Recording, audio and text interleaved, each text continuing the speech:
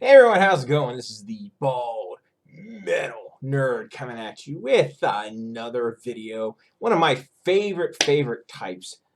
In this one, I am going to kind of very slightly justify one audiophile, Sacred Cow, and another one I'm going to completely tear down and destroy. So let's talk about first. I'm gonna do a little bit of build up. Very common thing that audiophiles say is analog out on CD players can make an absolutely gigantic difference to the sound. Oh man, they can sound so different from each other. Blah blah blah blah blah. Right. Well, if you have watched any of my recent videos, I recently did a review of a $379 new CD player. It was a Yamaha CD-S303, right? And I compared it to my 21-year-old JVC $110 CD player from 2001. And how different did they sound? Man, the advancements in technology. I'm just kidding. They sounded identical to each other over their analog outputs, more or less. I did extensive listening between the two. Couldn't really hear any audible differences.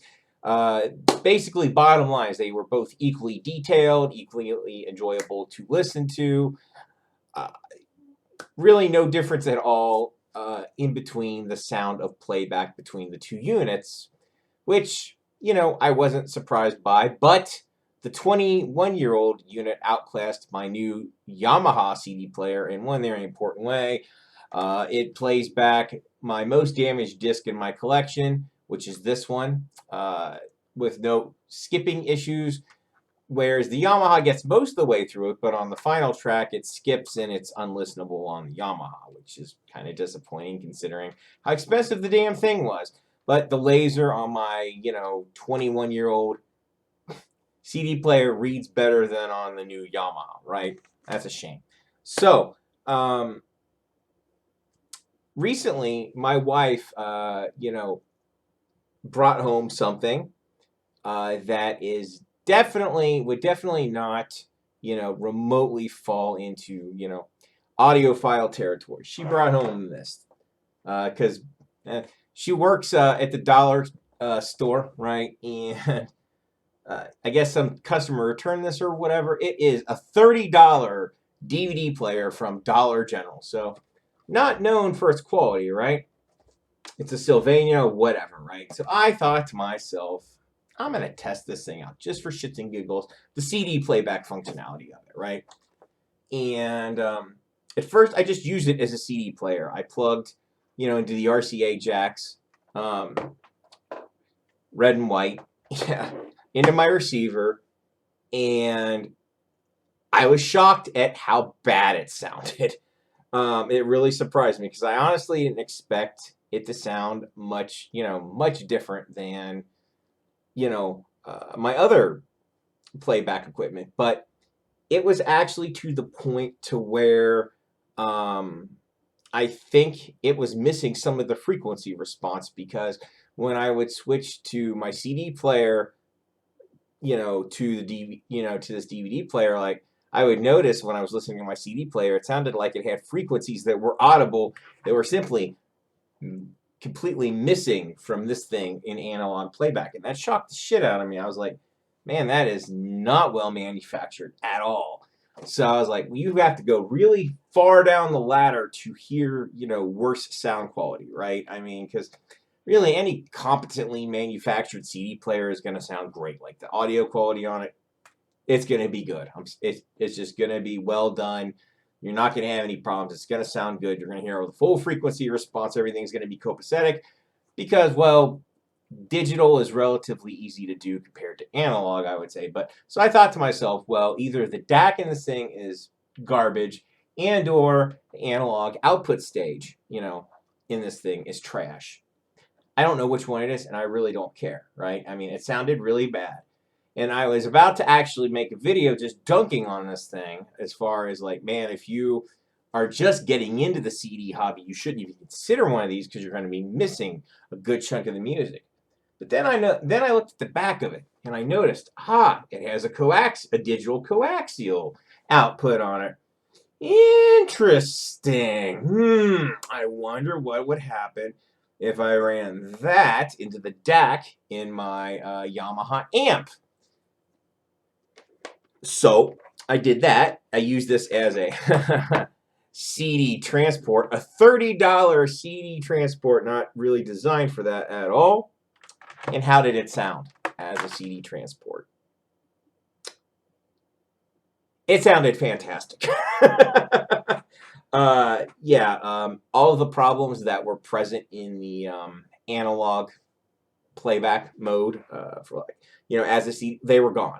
You could hear all of the full frequency response, all the detail. Like the music basically, quote, sounded perfect through this thing as a CD transport. Really surprised me. I was shocked, and I compared it to my, obviously my Yamaha, which my Yamaha is more than 10 times the cost of this thing. This is $30, $379, and it sounded just as good. To me, this proves that, if you get something that's ultra, ultra, ultra cheap, in the analog world, probably not going to be optimal. But digital don't care. Like, if it's transmitting the data over, it's good. Like, it's the data's getting out there, the data's getting where it needs to go, the data is good, right? It's just that simple.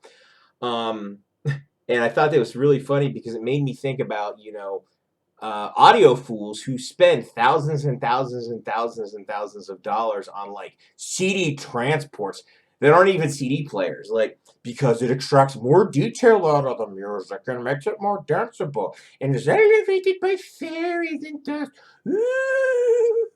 Yeah, if you spend thousands and thousands of dollars on CD transport, you will probably hear a difference. I know I would if I spent that kind of money on a CD transport.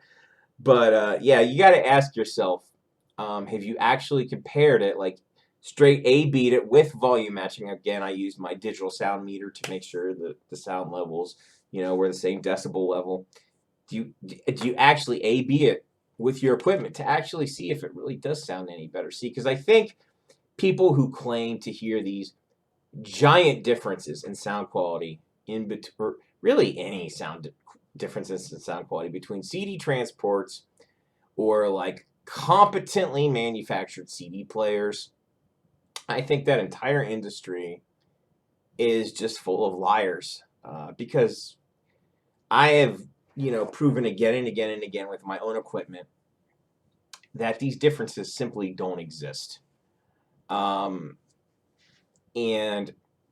I think a lot of people just delude themselves into thinking that these differences are there that simply aren't. I guess, it supports a relatively, it supports a relatively profitable / niche manufacturing industry. It's helps support those ridiculous audio, magazines / websites, and I guess self-delusion is a powerful thing. But that's basically the end of this. So one last piece of advice. If you are brand new to CD collecting, before, like just listening to the analog outs on this, I would have not recommended this as a way to dip your toe into the CD hobby because, man, if you use this as an actual CD player, it sounds like dog shit. But if you actually use it, quote, as just a CD transport, and you just are curious about CDs and you want to see what they're about, is it fun to play them, collect them, whatever, buy one of these things. Hook it up to the digital input on your amp. Assuming your amp has a digital coax, most of them do. Get a few CDs, get a really cheap DVD player like this, and you're off to the races. You're experiencing the full fidelity of what the CD, format has to offer, as well as just enjoying yourself with the hobby.